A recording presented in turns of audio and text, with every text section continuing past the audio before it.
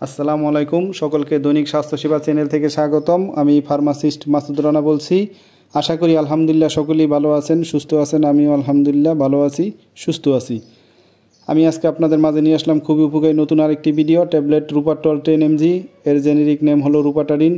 Tablet রুপাট্টল 10 mg এটা square pharmaceuticals লিমিটেডের তৈরি। ট্যাবলেট রুপাট্টল 10 mg এর আরও অন্যান্য উপাদান আছে, তবে আমি আজকে অন্যান্য উপাদান নিয়ে আলোচনা করব না।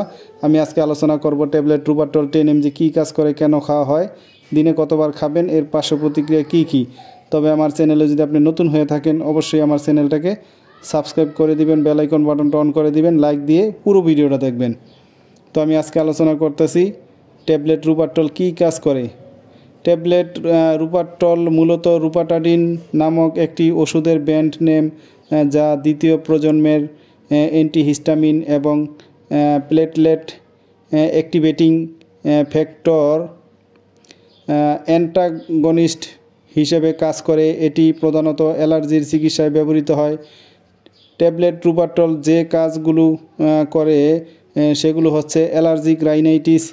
এই ওষুধটি ঋতু বা বহুবর্ষজীবী অ্যালার্জিক রাইনাইটিসের উপসর্গ, যেমন নাক দিয়ে পানি পড়া, হাঁচি, চুলকানি এবং চোখ দিয়ে পানি পড়া কমাতে সাহায্য করে।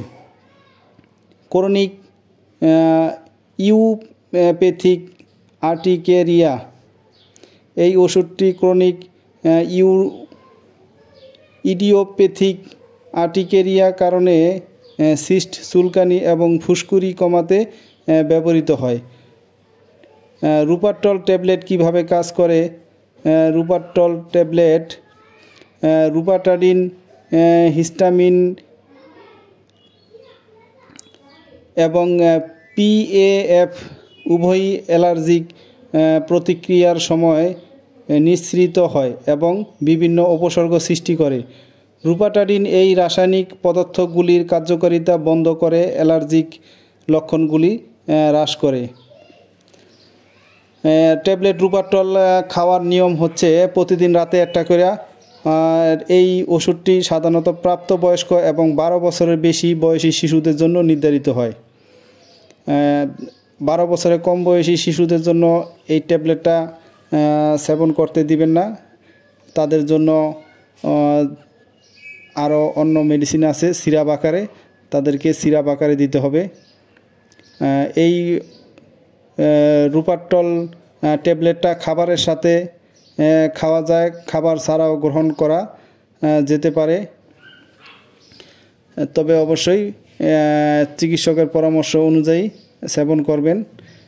ট্যাবলেট রুপাট্টলের কিছু পার্শ্ব প্রতিক্রিয়াও আছে। সাধারণত পার্শ্ব প্রতিক্রিয়াগুলোর মধ্যে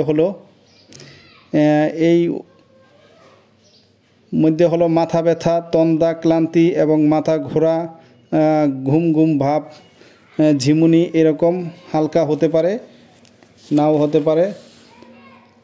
সাধারণত এরকম কোনো তেরকম পার্শ্ব প্রতিক্রিয়া হয় না, হলেও হালকা ভাব হয়, তবে আবার কিছুক্ষণ পরেই চলে যায়। তো আপনি যদি গুরুতর কোনো পার্শ্ব প্রতিক্রিয়া মনে করে থাকেন তাহলে অবশ্যই চিকিৎসকের পরামর্শ নেবেন। তো সকলেই ভালো থাকবেন, সুস্থ থাকবেন। আর আমার ভিডিওটা দেখে ভালো লাগলে, উপকৃত হলে অবশ্যই আমার চ্যানেলটাকে সাবস্ক্রাইব করে দিবেন, বেশি বেশি শেয়ার করে দিবেন, লাইক দিবেন।